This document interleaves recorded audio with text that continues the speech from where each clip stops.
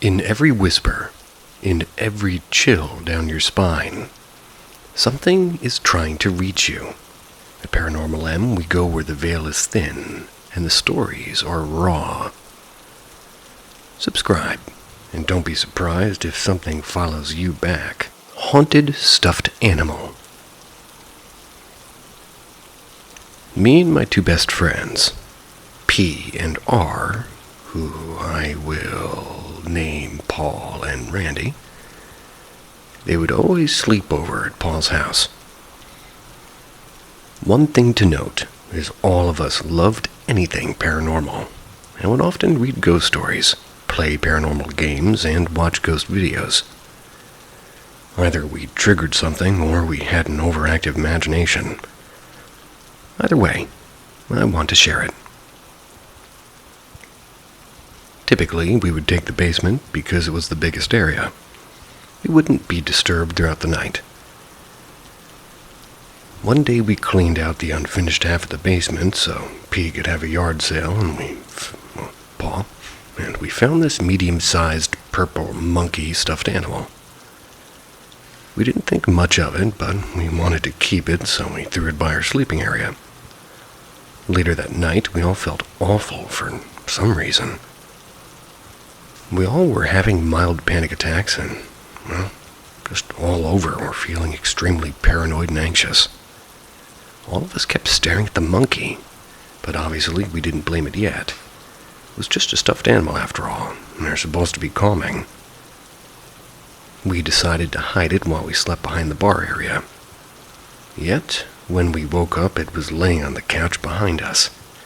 Obviously, we're all freaked out and wanted to believe it was her dad playing a prank on us. But that's nearly impossible. The stairs were very creaky, and I'm a light sleeper. I would have woken up. And he's a big man. I wouldn't be able to step around us while we slept. Well, he. But finally, he didn't even know about the doll or where we hid it. We decided to run a few different experiments with it as such, like asking it indirectly into the room or maybe move the stuffed animal.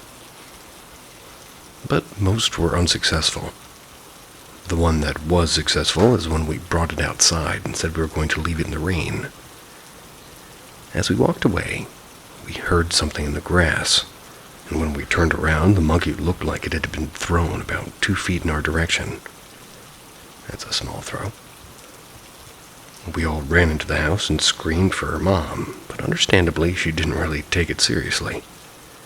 We then agreed we needed to smudge it with sage and sweetgrass, tell it to leave and burn the monkey. This seemed to work for that spirit, but we're convinced that she has 2 other spirits in Paul's house, since we've all seen one little girl and one grown man in her hallway watching asleep.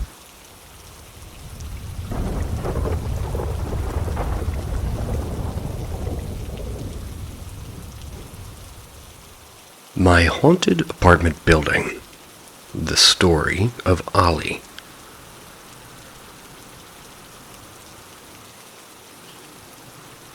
Our wing of the apartment building. It's in a C shape. My apartment is at the very end, with no apartment above me. My neighbors are in the center of the C, with an apartment above them, and directly opposite my front door is in front of the door of Paul's apartment. It's an apartment above hers. Well, I guess we're switching Paul to Pauline, but anyway. My apartment used to be a garage, so it's generally cold and it has a tin roof. It's out of the way.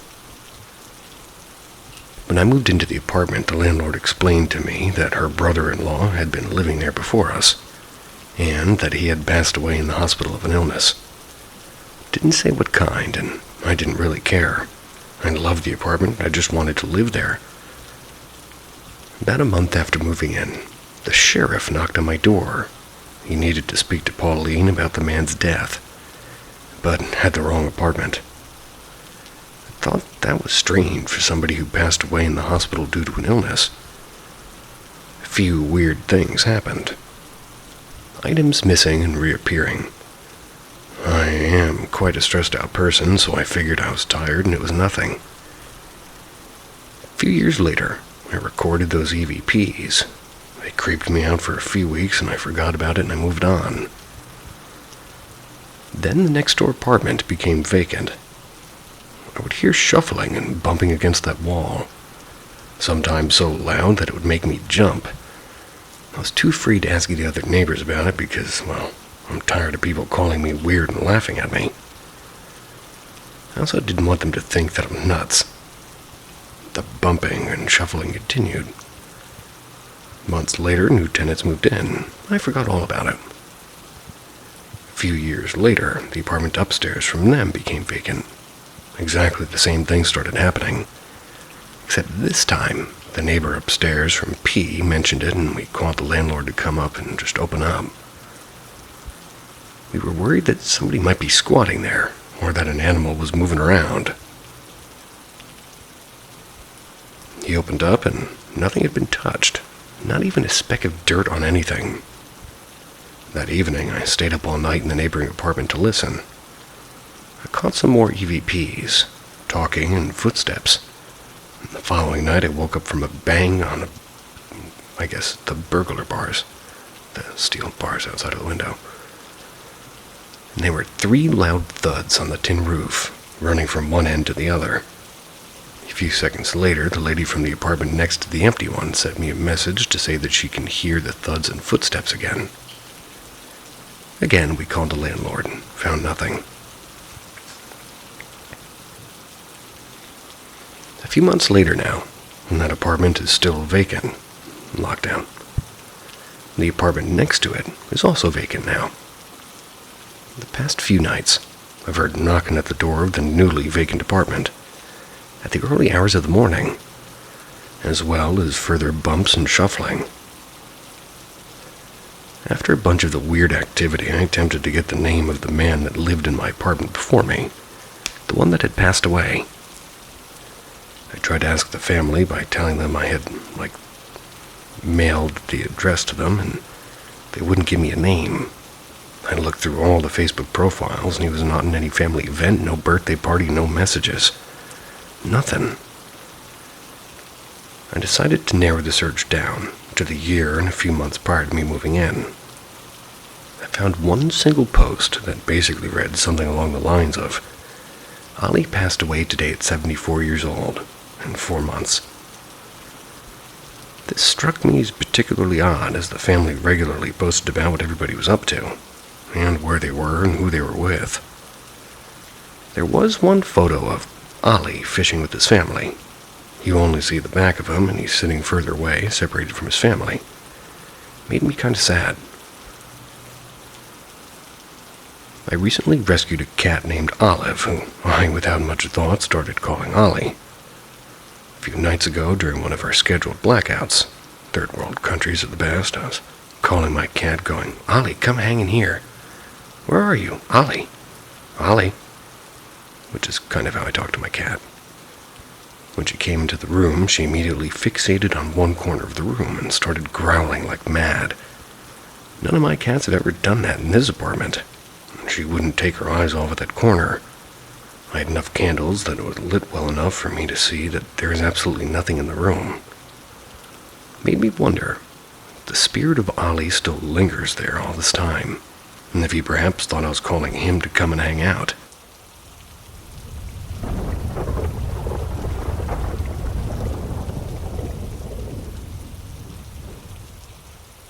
My experience at the Hotel Pennsylvania. Back in 2016, I'd graduated high school and my dream was always to go to New York City. As a semi-broke high schooler, I tried to find the cheapest options for my accommodations, and that way maybe I'd have more spending money. The travel agent recommended that I book the Hotel Pennsylvania. It's right in the midtown across from Madison Square Garden. She didn't mention that it's the oldest hotel in New York and it's a bit run down, but worth the money. So the day after Thanksgiving, I flew out to New York City. It was my first time overseas on my own and my first time in the city. I got to the hotel around 4:30 and got checked into my room. It was room 612. It was definitely small, and it looked as though it hadn't been updated since the 70s. But hey, you get what you paid for, right? I went out for dinner, and I came back to the room to find a pair of mice on my bed. I called the lobby to complain, and they apologized and said one of their staff would be up in a minute to show me a new room.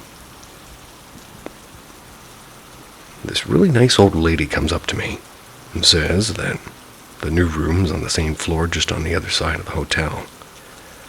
She hands me the key pass and directs me to the room, and it's room 666. I definitely had a bit of a chuckle when I saw it. I thanked the nice lady and went into the room, and immediately I noticed two things. One, the peephole in the door was completely shattered, and two, the room was incredibly colder than the hallway.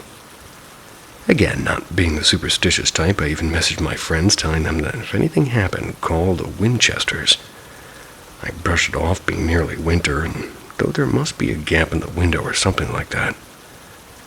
By this point, it was now 7 p.m., and the jet lag was catching up to me, so I called it a night. Now, I usually dream a lot, and I have very vivid dreams. It's very unusual for me not to dream. But from lying down in bed the next day, or thing I remember is this early morning. I'm in my bed on the left side of my side, facing the wall, and I can't move my body. It's completely stiff. I can't feel this presence next to me on the bed, and it's like this heavy weight. It's weighing down on the other side. I can feel and hear breathing. It's this low, raspy breathing, like a smoker or somebody on the heavy side. All I could feel was this sense of dread, and for the first and only time in my life, I felt like I was about to die. After about 3 minutes, I felt my body relax, and I swung my fist around to hit whatever was there. Only it was nothing. No weight, no breathing, nothing. I was definitely shaken. Immediately called the lobby and made up a lie that a mouse was in my room again. They said that they would move me up 6 floors to level 12. The second I hung up, I packed my bag and waited in the hall. That was the worst it got, but things were off about that hotel for the rest of the trip. Weird noises and voices in the halls and flickering lights. Just an overall uneasy feeling in general.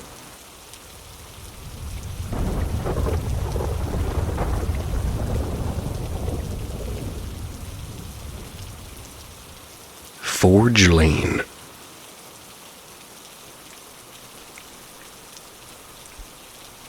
So I've always considered myself to be calm, rational, and a logical person. And when it came to the paranormal, I was always on the fence. That is until this day occurred. The incident happened about 4 years ago in August of 2016. I'm driving to go meet up with my girlfriend and get some food. One thing I will never forget is glancing down at the clock to notice that the time was 8:30 p.m. with the sun beginning to set. For some unknown reason, I stupidly decided to take a shortcut and drive through a notoriously haunted road. Background information. This road is situated exactly between a huge cemetery, many of my family are buried here, and a crematorium. I personally know 2 people that have died in a car crash around here. However, I have actually been down this road many times over the years. Never experienced anything even remotely paranormal until now. These 2 adjoined long stretches of roads, Forge Lane and Park Lane, they used to be national speed limit roads. This means that in the UK, you're legal to drive up to speeds of 60 miles an hour. The limits on these particular roads have been changed and lowered since. Therefore, that should make you aware that I'm focused, alert, and have my wits about me. And in addition to this, these roads have absolutely no streetlights. The only form of lights are the small cat eye reflectors that are built into the middle of the road to reflect car headlights and show the path. Lastly, there are no pavements or sidewalks on these roads. Important for later. I'm cautiously driving at a high speed and in tune with my surroundings. We continue moving along and quickly end up reaching halfway between these 2 connected roads. It's a point where the trees on each side of the road form into a sort of tunnel. This only added to the eeriness of the surrounding environment, unfortunately. As I go through and I'm heading toward the end of the tunnel, I suddenly notice a masculine figure up ahead, maybe 50, 100 yards. So, as any sane driver would do when they see a person in the middle of the road, I instinctively took my foot off the gas and the acceleration. But it's at that exact moment that I quickly realize there's no pavement and sidewalks for pedestrians to walk on. And on top of that, it's a 60-mile-an-hour road. My mind instantly went into overload, started to go through a series of questions in my head. At the same time as this, I feel an absolute flood of emotions and an impending sense of dread begin to creep in. But I quickly remind myself that I need to remain calm, and driving on this is very dangerous. As I get closer to within less than 50 yards, I can finally make out a bit more detail. It's now that my emotions really start to run wild, and my hands are shaking and tears are rolling down my face, and I'm beginning to sweat profusely. Eventually, I start coming to terms with what's in front of me, and trying to quickly debunk this whole scenario in my head, couldn't come up with a clear, logical answer. I'm in a state of pure shock and disbelief with what I'm seeing in front of me. I see a brown-robed, hooded figure. No face, no feet. He's there in the middle of the road, just hovering. Then, almost as if he sensed that I was coming closer, like now less than 10 yards and within the distance of hitting him, he literally drifts to the side of the road into some nearby bushes and then completely vanishes. I barely maintained my composure long enough to drive to the end of the road where I park up. I was speechless. My face had gone so pale, and I was drenched in sweat with tears still coming out of my eyes. And for the next few minutes, I literally sat there in shock, just trying my hardest to comprehend what I'd just seen. But the truth is, there were no streetlights or anything that could have somehow caused a visual misinterpretation. There were no paths for a random person to enter the section of road. Definitely wasn't any interference from other external sources, and no headlamps from any cars coming in the opposite direction whatsoever. I eventually, after what seemed like an eternity, began processing in my mind that the only thing I could come up with was that I had just witnessed a full-body apparition of a brown-robed Benedictine monk. You know, the funniest thing about all this is my girlfriend was there for the journey, but she was looking down at her phone the whole time. Figures. Since it all happened so fast, and with me being gobsmacked at the time, I couldn't even open my mouth in time to tell her what just happened in front of us. However, she did end up having her own experience another time, nearer to the crematorium, after I drove down the same road again a few weeks later.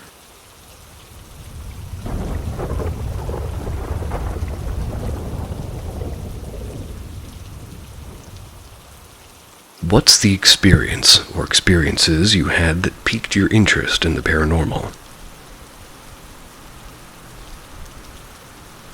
When I was a teen, I had a mirror that needed to be wall-mounted.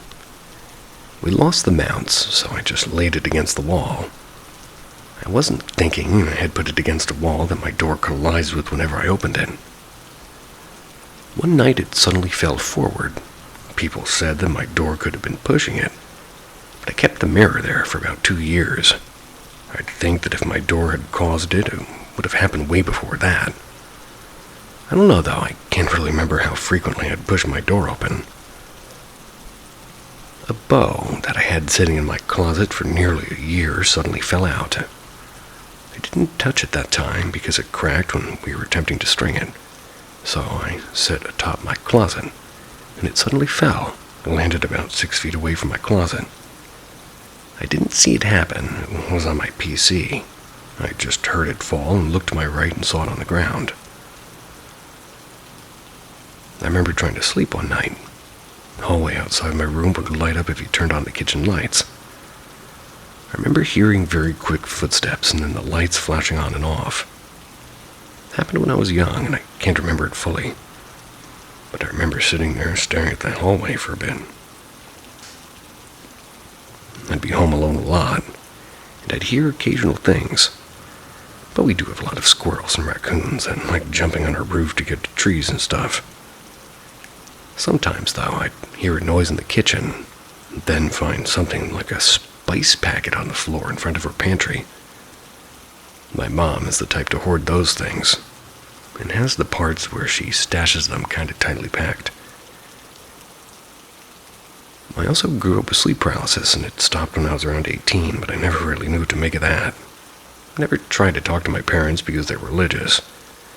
I did tell my mom a few years ago I used to have them, and her reply was, "You need to pray. It might be demons." So, kind of glad I didn't tell her. Never really thought it was paranormal, despite how real it would feel. Or how real a voice did sound during one of my last major episodes. But it did kind of contribute to my interest.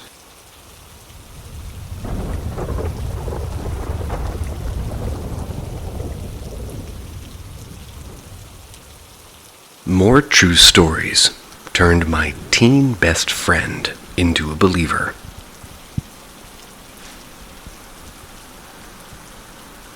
So as a teenager, I lived in San Antonio, Texas. I was about 17 at this point. My best friends were non-believers for the most part.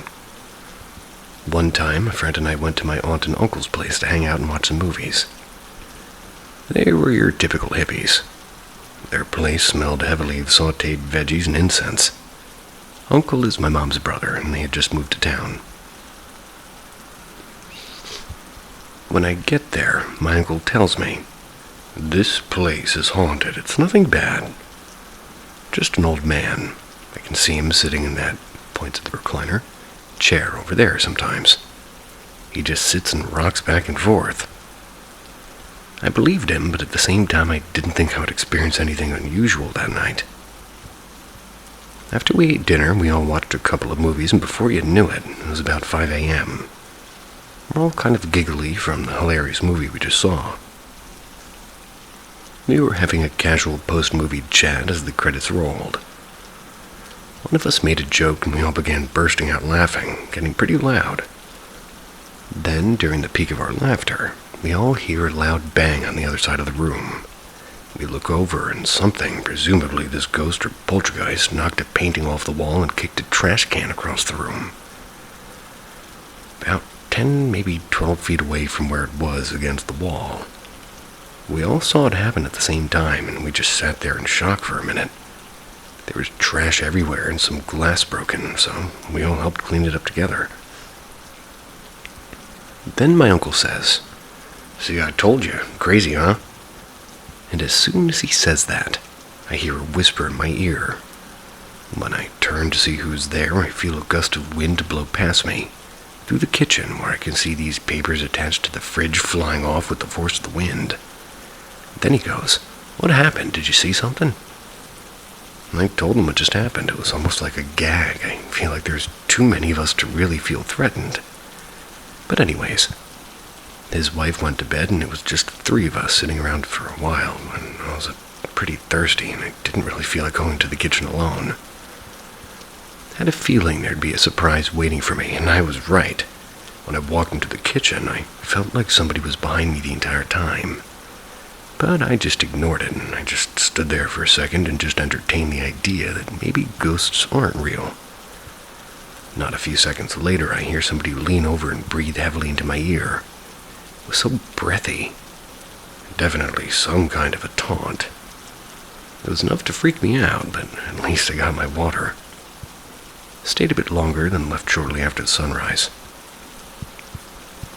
My best friend just jaw-dropped after that because up until that point, he thought ghosts and such were all bullshit.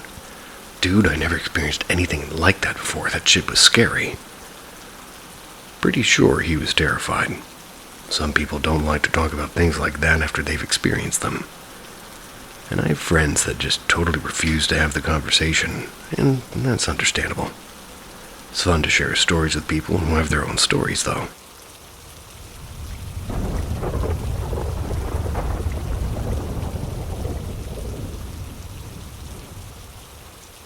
Another true story.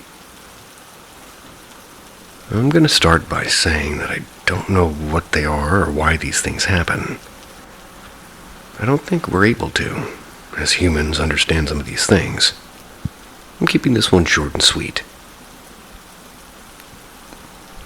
Back in 2011, I went with my friend Rachel to a rock show in Austin. It's about an hour away from where we live, in San Antonio. We stayed at my cousin's place in Round Rock after the show, slept on different couches in the living room with all the lights off. The only light you could see was the porch light from outside the front door. I was staring at the dim light from where I was laying, trying to fall asleep, when I see something wiggle on the staircase from the corner of my eye. When I shift my eyes to the staircase, I saw a black and grayish transparent ooze or smoke-like substance that formed some sort of a large shape. It was like a big black puddle on its side, spinning in one direction slowly. I rubbed my eyes a couple of times and it remained there. And after a long moment of confusion, the apparition slowly swiveled up each stair one by one till it reached the darkness at the top of the stairs. I was so freaked out and I was afraid, but tried anyway to wake up my friend and beg her to look at the stairs. So that way I know I'm not crazy. But she quickly refused and said she was too scared to turn around. She said that not too long after I fell asleep and turned around to see if I was okay, and she saw a black figure standing over us with a hand reaching out to me. We both woke up early and took off. Told my cousin what happened before we left, but her and her husband really didn't have anything to say about it.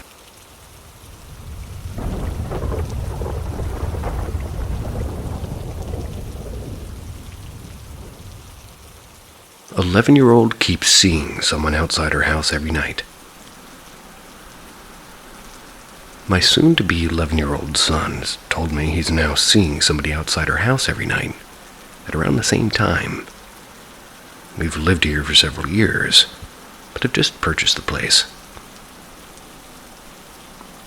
For reference, we're surrounded by townhouses and other condos, and he's been outside a few times in the past week, taking out the dog, and he's told me he's started to see an adult male on the walking path behind her house. This person has his head down and pacing back and forth in a specific spot. Seems to only happen at a specific time, around 9:30. The male will look up and smile at him and take a step toward him. My son's told me he runs back in the house, and when he looks back outside, the male has disappeared completely. Ever since, he finally has told me this person is outside. I've told him not to go outside at night, so I'm terribly worried and wondering if there's somebody stalking our house. So tonight, I tell him not to go outside, and we stage a lookout in our house at dusk. We look out at around 9 p.m. and he's not there. I tell my son to look out the window around 9:30 and the man is there. I come and look and he's gone. My son said he saw a car pull in the driveway near him with the headlights on, and he vanished right before his eyes. Tells me that this man is dressed very nicely, and in the same exact outfit every single time he sees him. In a very nice suit. Who wears a very nice suit on a walk at night every night?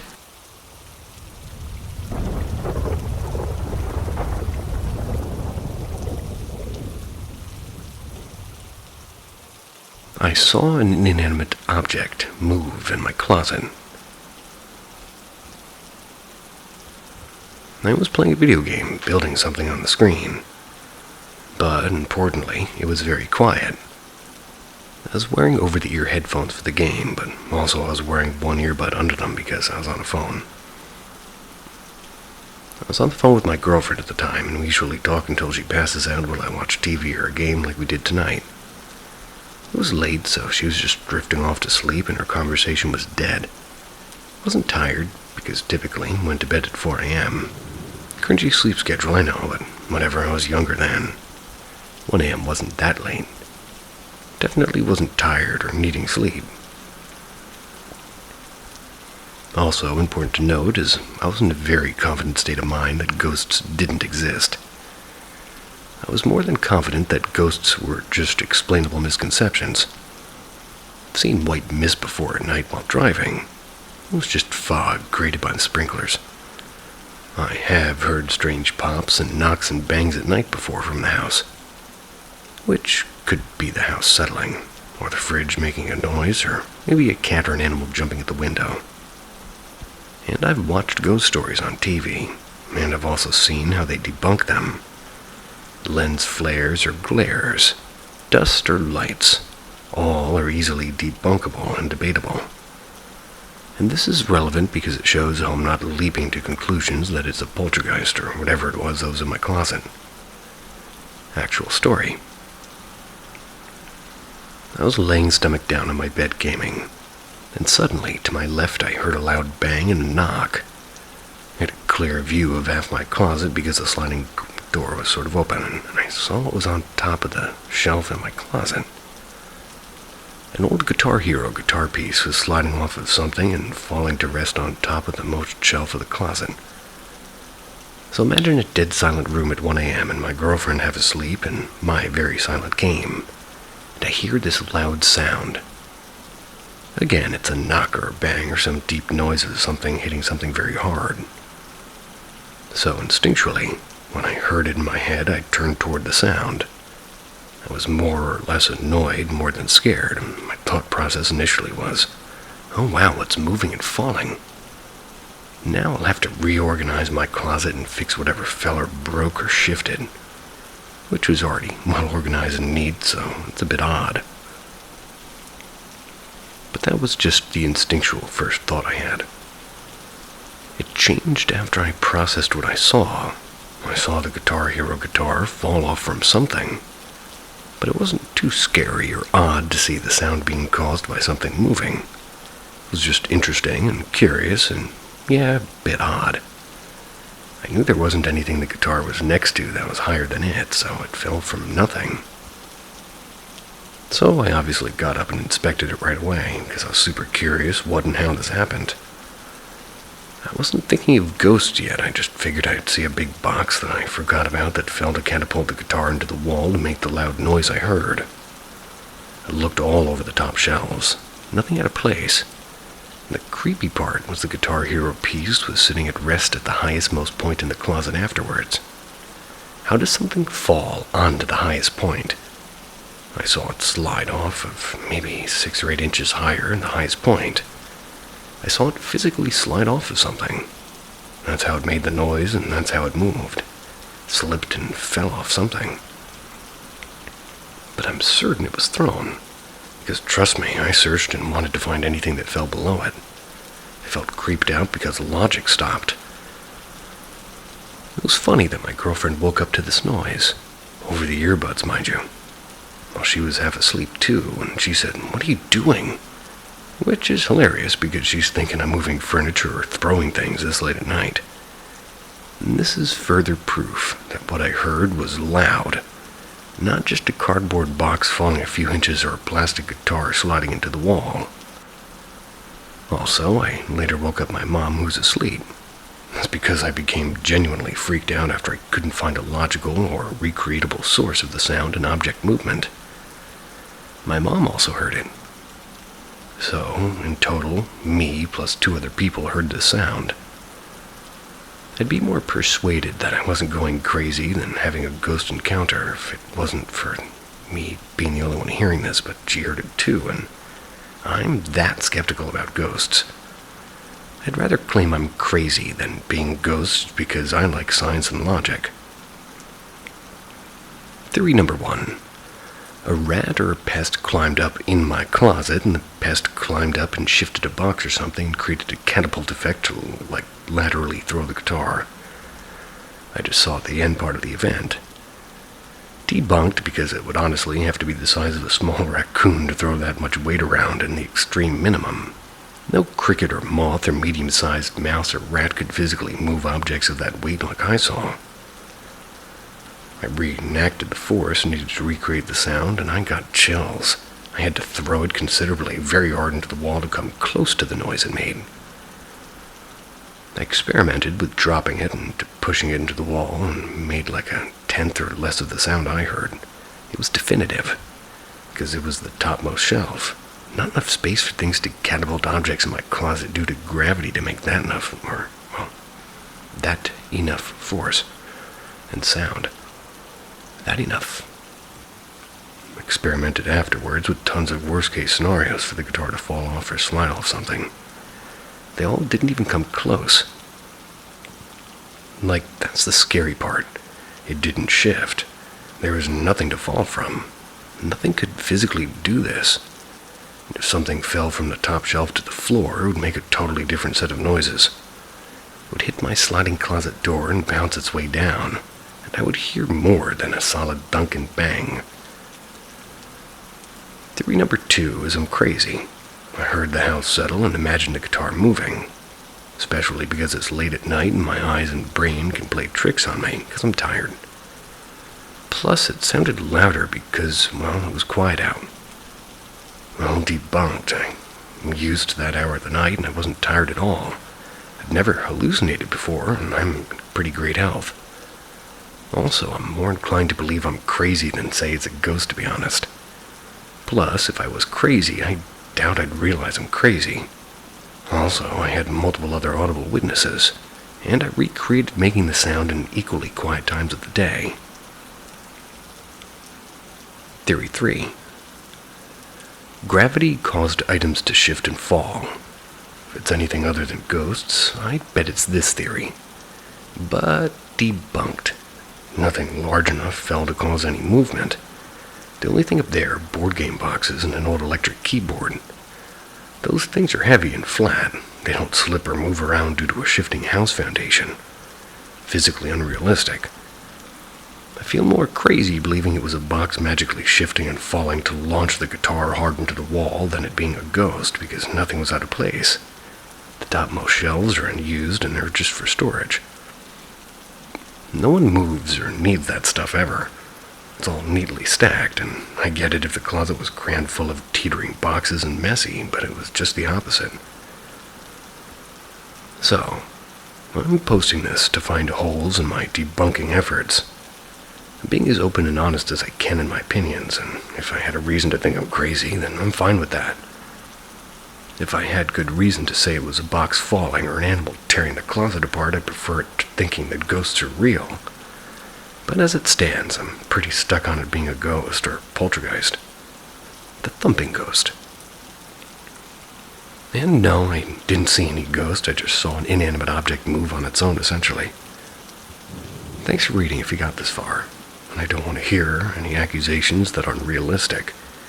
But also I want to hear accusations that are accurate, so I was extremely thorough in my post. Plus, I think it's really cool it happened to me, so it's kind of fun to debate it and tell the story. And if you don't think it's a ghost, please say it. If it is a ghost, then say that. Side note, my next-door family friend neighbor committed suicide about a year prior. I'm not delving into dates to see if it's exactly a year anniversary type of thing, but it's give or take a month from when it happened. But it's not really useful information unless you believe in that stuff.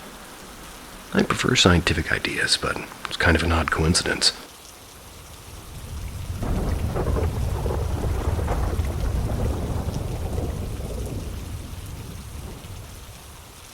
The Fey Trail, the Rising Tree, and the Whisper Shack.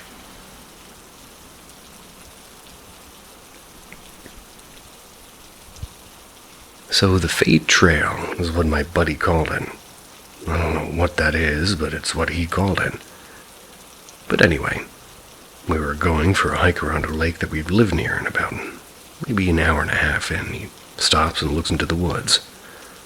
I ask what he's looking at, and he just points. I look where he's pointing, and there's a pretty damn near perfect gap in the forest, like trees just didn't grow in this 3 to 4 foot line going straight as an arrow into the forest. So I think it's cool as shit, and I start walking toward it, and he tries to pussy out, but I don't let him. We get to where the trail starts. He freaks out because there's mushrooms growing down the sides of the trail, like a border for it. That's cool. I keep walking, but he literally yanks me back to the normal trail by my backpack and refuses to talk about it for the rest of the hike. I went back a few days later, and I couldn't find it. I assumed I'd just missed it, but he says that it was a Fey trail, and that it's gone now. IDFK, what he's talking about. I don't fucking know. The standing tree happened right outside of my house, and had struck a tree about 200 feet from my front door and knocked it over. Not a big deal, I'll get rid of it on the weekend, I thought to myself. The storm stopped for a bit, then continued into the next day. I had to leave for work, and I saw the tree down as I opened my door, and when I turned to lock it, there's another strike near my house. I spin around to see if another tree fell, and the tree that was already down was back up at about 45 degrees. And as I stood there being, pretty soaked, it kept going up, and just stood up again. I feel like reattached would be a more accurate description. I was already going to be late, so I went to work, and when I got home, I checked out the tree. I knew it was the same tree because it had bits of bark blown off of it, and I'm 100% sure it was the same tree. It had cracks all along where it had broke. And there were still branches on the ground from where it fell. And after that, it just kept growing. In a few months, most of its branches were sprouting again, and it just acted like it didn't even fall. Those marks are still there, though. The tree's now dead, though. The Whisper Shack is probably the strangest of these stories. I could go on and on about it. I have some foggy memories of it and some really clear ones, too. First time I found it, I was just wandering around the woods looking for stuff to shoot with my new BB gun. Come to a small clearing I hadn't been to before. There's this little shack that could have been there for God knows how long. It was all rotted out and had definitely seen better days. Figured there might be something inside I could use for targets, so I walked up to it. About 50 feet away from it I stopped, and I don't really know why, but I know I did, and I had to convince myself to get closer. About 20 feet away, I thought I heard somebody say my name. I look around, and there's no one there, and I keep walking, and I get to the door and knocked for some reason. From inside, I heard somebody say, "Who is it?" It sounded like they were right behind the door because it was really quiet. No more than a whisper. So I bolt and I get the fuck out of Dodge, because creepy dude in the forest is not going to be how I died. As I get to the edge of the clearing, I look back and the door's open. Not all the way, but kind of half open, like somebody was peeking outside. I don't go looking for it again, but a few years later I'm walking in the woods doing some other kid shit in summer break. I don't really know exactly what, but I find the shack again. Not the clearing, but just the shack. Felt like it appeared there because I didn't notice it at all, and then I'm like 30 feet away from it. I walk up to the door and it's cracked open. I push it all the way open and it's damn near falling off its hinges. I go inside and it's empty, except for a table and chair, and there's an old candle on the table that must have been, huge from the amount of wax melted into the table. As soon as I cross the threshold, it feels like somebody's breathing down my neck, and I spin around and there isn't anyone there, probably just wind and nerves. I go in, I sit on the stool, and it was hot and I was tired. I decide to light the candle, because fuck fire safety. As I'm sitting there, somebody whispers in my ear, and I get up and I shut the door. I don't remember what I heard or why I shut the door, I just did. I then sat back down and watched the candle. It burned amazingly bright and lighting the whole shack with a flame that I remember as being really big. I remember sitting there and hearing some more whispers that I just can't remember what they said. But all my nerves were gone. I was just relaxing in the glow and warmth of the candle. And at some point, I remember getting up and sitting back down on the floor, still watching the candle. Then watching the shadows on the wall, and they seemed so alive, dancing in time with the flame. It seemed like I spent hours in there. Eventually, the whispers told me to get up, but I didn't want to. Sat there for a little longer, and they said something else, and I got up and grabbed my coat and stepped into a cold fall afternoon. I was halfway home before I realized that it was fall, and when I went, I was sure it was summer. I get home and everything's normal. My father hugged me when he got home, and he never really did that. I just kept living a normal life after that. My grades were really good for that trimester, and the next time I remember the shack was in 8th grade. I'd gotten this book about how to set traps. I didn't know I needed a license to do it, so I went to set some deadfall traps and the like, and I happened upon the same shack again. I had remembered what happened last time, so I avoided it. A few days later, I'm checking those traps, and they weren't where I put them. I had about 10 to 15 set up. They're all arranged in a large circle kind of shape, and they weren't like that before. So I took them all down, and when I was looking for the last one, it was right next to the shack. Went inside again, and there was still the table and the stool. But there was no wax and an almost new candle, along with another stool. I remember the whispers coming again, and my nerves died down, and I sat in the same stool I did last time.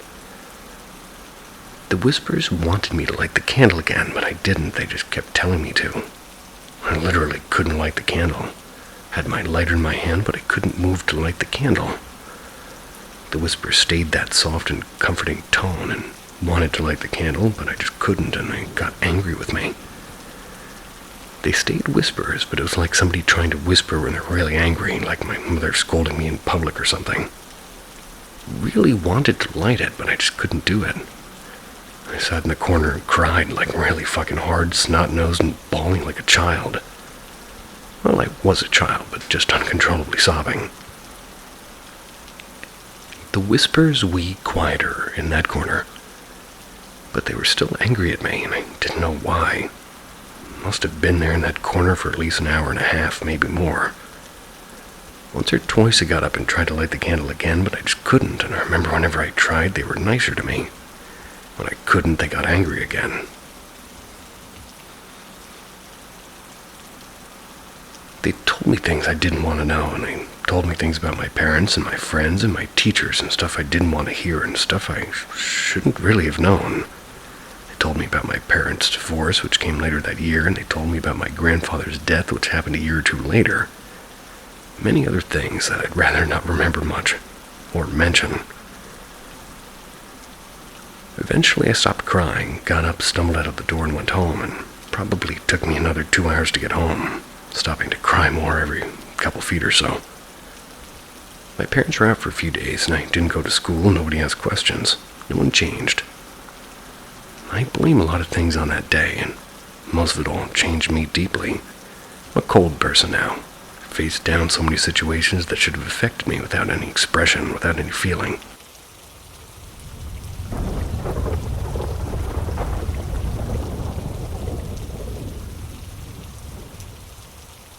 Demon at my window.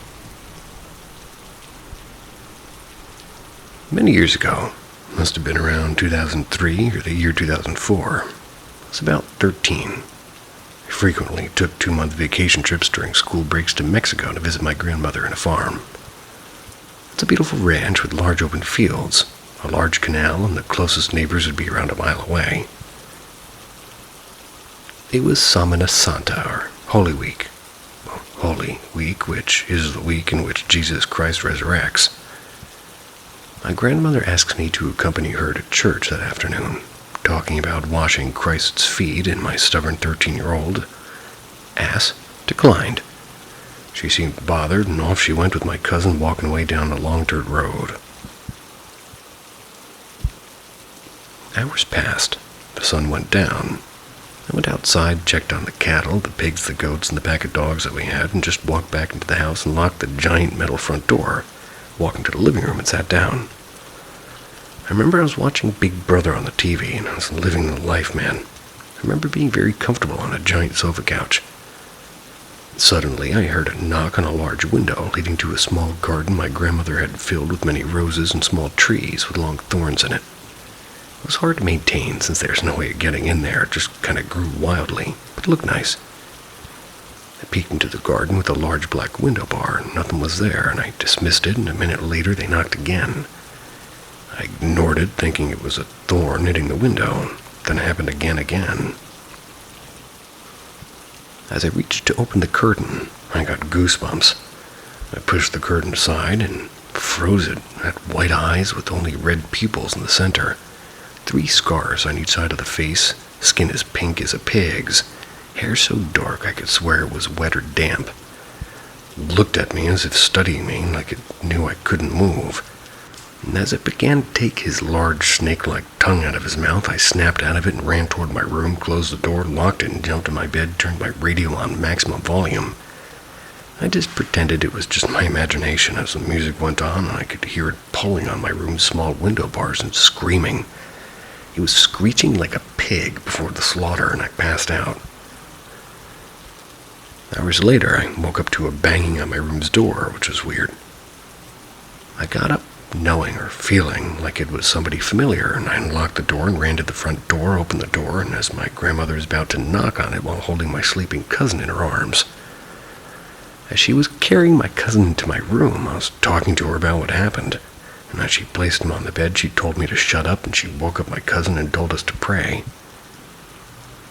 Confused, I prayed with her, and she told me to take a look at the wall next to my bed. There was an imprint of its face on the brick wall, as if you pushed your face on Play-Doh to leave an imprint. The next day, a priest came to the farm, blessed the home where it happened, and with respect, covered up the imprint. My grandmother never mentioned the incident again, or asked me to go to church with her, but the demon at my window I'll never forget.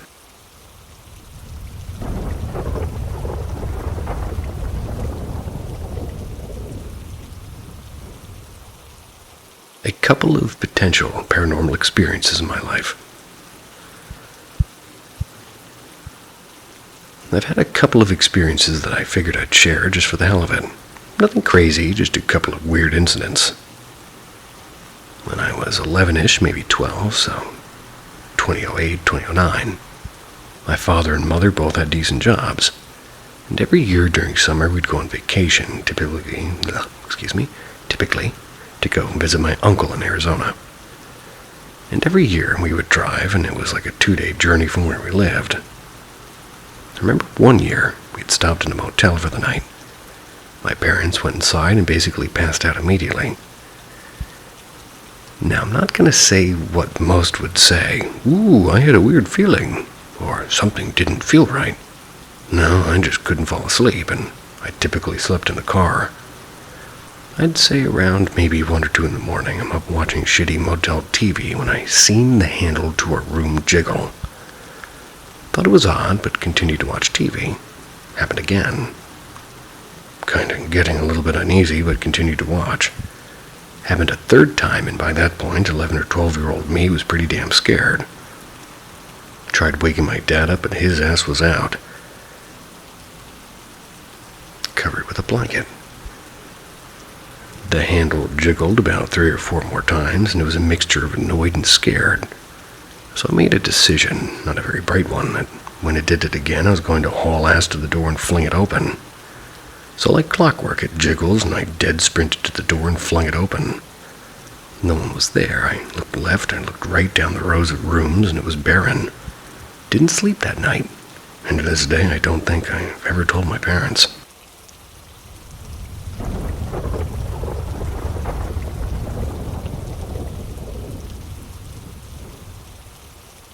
Did we disturb something?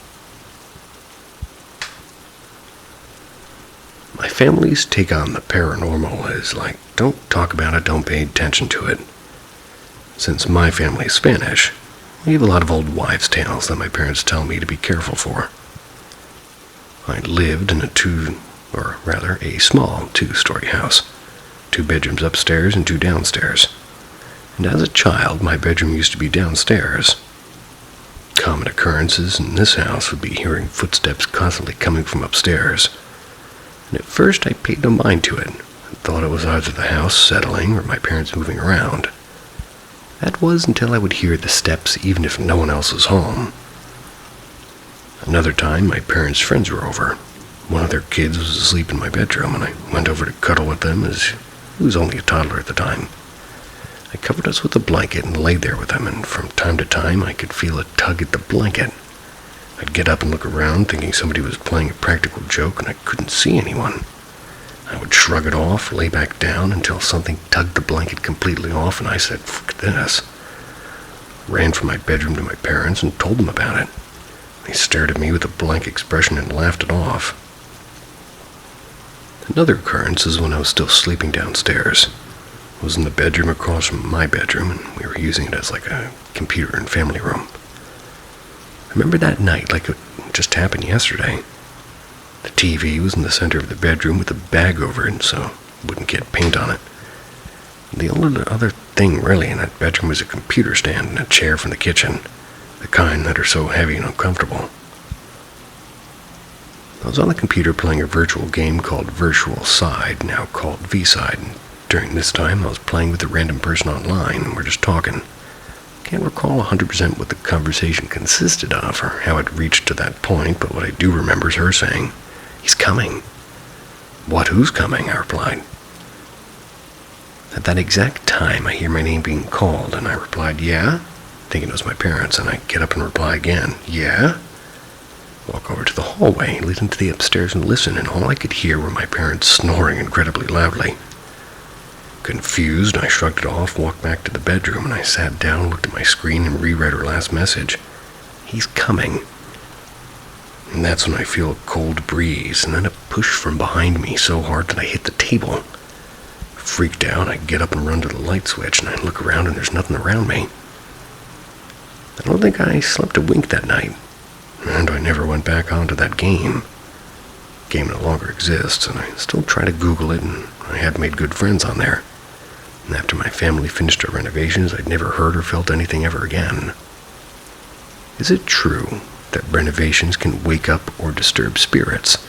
And do you think what this person I met online might have been a coincidence, or did she send something to me? Still can't make sense of it all.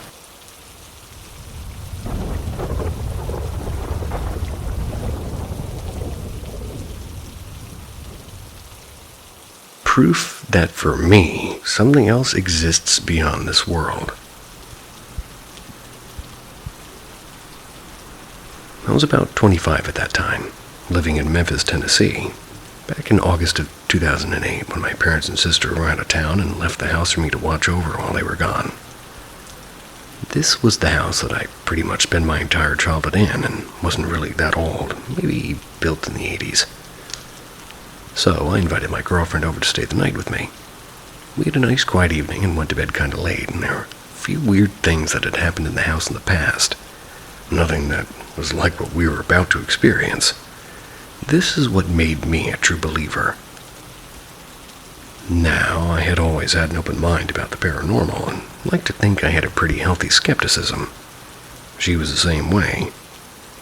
We had shared some experiences over the years about hearing voices or footsteps or things like that, but keep in mind, that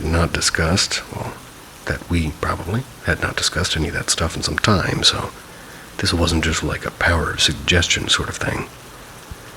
I'll try to explain this the best I can because it was just a really weird experience. The next morning, as we're both lying in bed, I was sleeping on my back. She was resting her head on my shoulder and arm. The sun was shining through the blinds, and the room was well lit, but not super bright. I remember having this really strange dream. Couldn't begin to tell you what it was about, but I felt her grab my arm tightly, and suddenly it woke me up. Now, I've always had really weird dreams my whole life, so I wasn't really surprised that I had another one.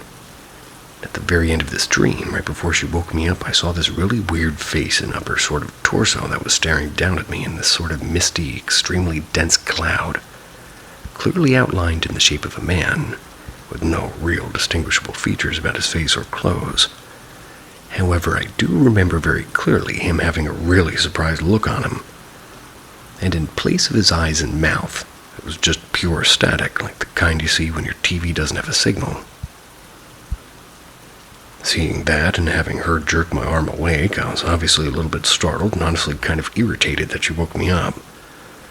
So she wouldn't move, just clenching my arm tightly, having her face buried into it. I asked her what was wrong, and she didn't respond. She didn't say a word, and I just figured she had a bad dream. I patted her head and told her, "It's okay, you're just having a bad dream, go back to sleep." I fell back asleep right away. Later that day, after we had left the house, and this is without me saying anything about the dream I was having, she said, "I need to tell you something. Please don't laugh or think I'm making this up, but do you remember me waking you up this morning?" And I nodded.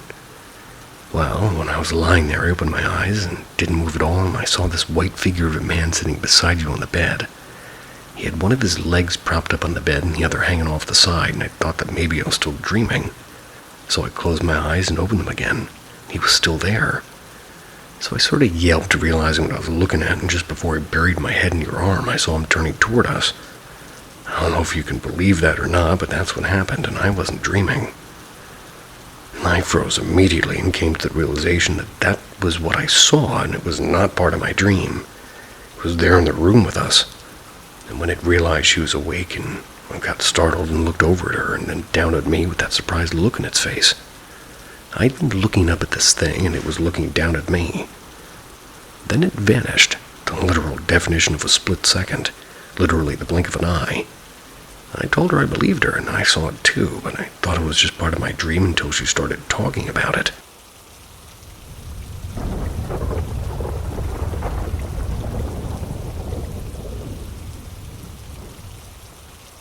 Living in a house, 1909, with a residual haunt. In parentheses, long. When we bought our house, I specifically asked if it were haunted, or there were any graves on the property. I didn't ask at our previous home, only to discover about a year after talking to the neighbors that our house had been built on an old cemetery. Ah, la, poltergeist. End parenthesis. That house wasn't haunted, but it was unnerving to know the history of the land. We never noticed that the fenced area at the end of the block contained a dozen or so graves, pre-Civil War era, of people who no longer had living relatives to consent to moving the graves. We were also told by neighbors that they definitely got all the bodies in our block because it was the white part of the cemetery. The black part of the cemetery was down the hill and would flood when it rained, and many of the graves weren't marked. So, not being haunted or having the potential of dead bodies was on my list of home-buying issues. We were told the house wasn't haunted as far as the owner knew, but he never lived in the house. He bought it as a foreclosure, or as they put it, as a foreclosed.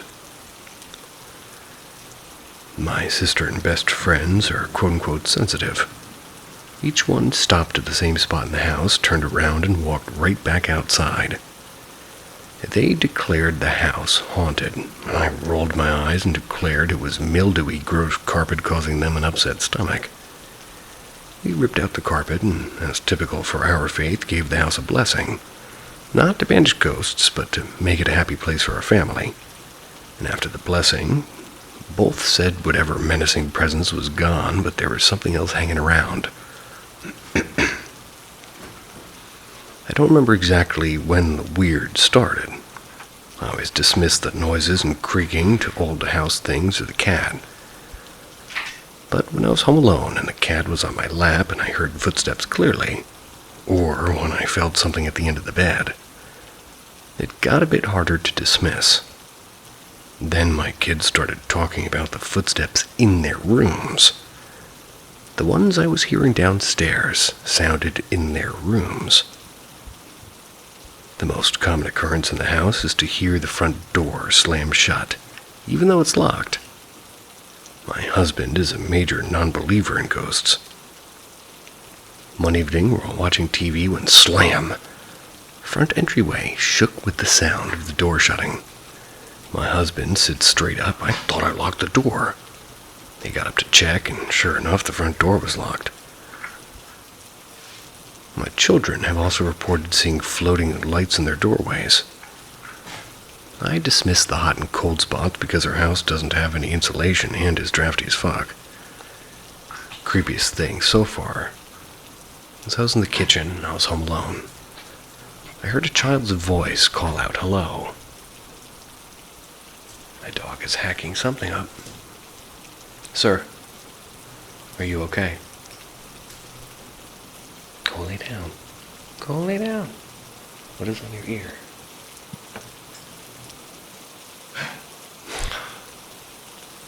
When I mentioned this at a neighborhood gathering, several others on my street said they also heard the small child calling out hello.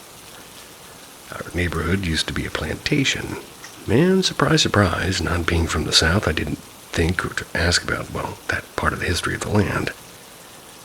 Our part of the neighborhood contained the slave quarters, and I started attending the neighborhood association meetings and was informed by the neighborhood historian. We live in a historic district. That, our house, is one of the most actively haunted in the neighborhood. Can't catch a break on houses. One of my next-door neighbors passed away about 4 years ago, and a year and a half after her death, I heard her very distinct voice calling for her cats. She was a cat hoarder. The house on the other side of me has its third owner since we've lived here. Previous two owners, independent from each other, told me about the woman in white who appears in the house. She doesn't do anything besides appear to check out the new owners and leaves. I will be interested to hear if she appears to the new owner.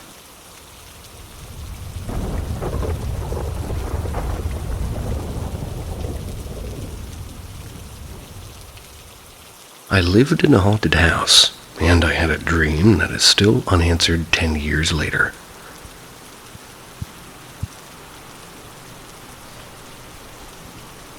So back in about 2012, I was only about 6 years old. We lived in a house in Abilene, Texas. So turns out also I learned all this house's information years later. The house was placed on an old cemetery, and it was pretty haunted.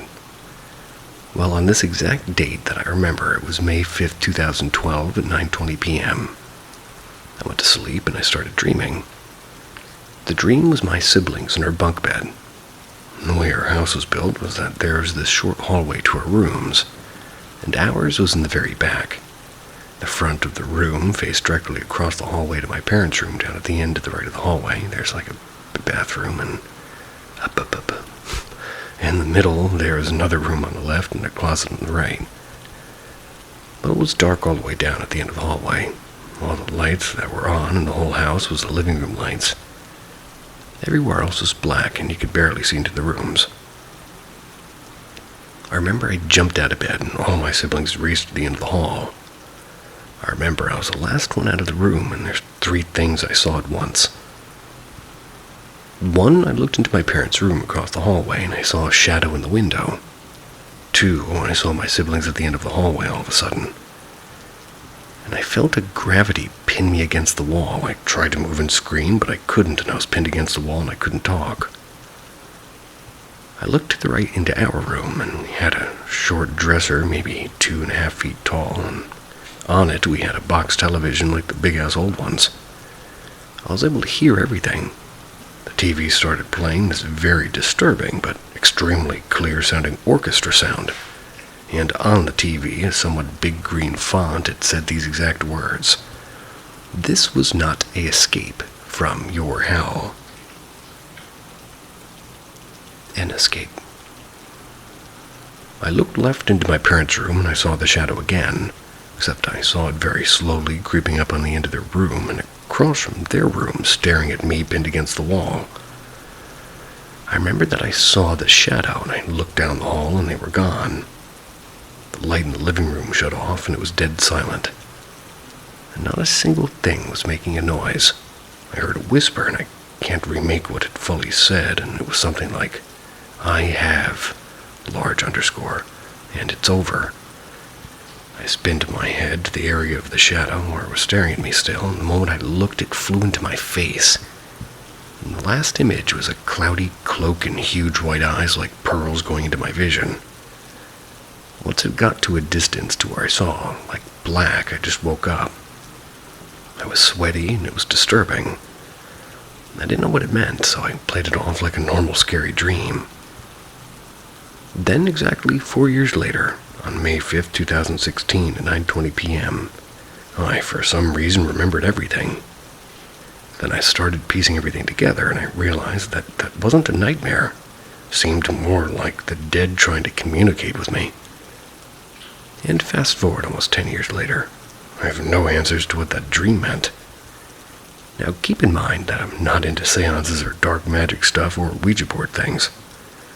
I believe in afterlife, and I believe in ghosts, and my dad and I even are pretty theoretical people. We believe in a lot of strange occurrences that happen around the world daily. Again, I've never had a personal experience of an unknown entity person, and at least that I have a memory of. Now, we lived in the same house, same year, but a few months later after this dream happened, my parents, including my siblings, swear that I would talk to and play with an unknown entity in our kitchen. I have no memory of this whatsoever. So many things I've heard of, and yet I have no memory of it at all. All this is unexplained and has definitely left a huge dent in my mind, wondering what it is, and we'll never find out unless the future withholds a bad experience that awaits for me. I pray that this unknown entity doesn't reach kids when they grow up.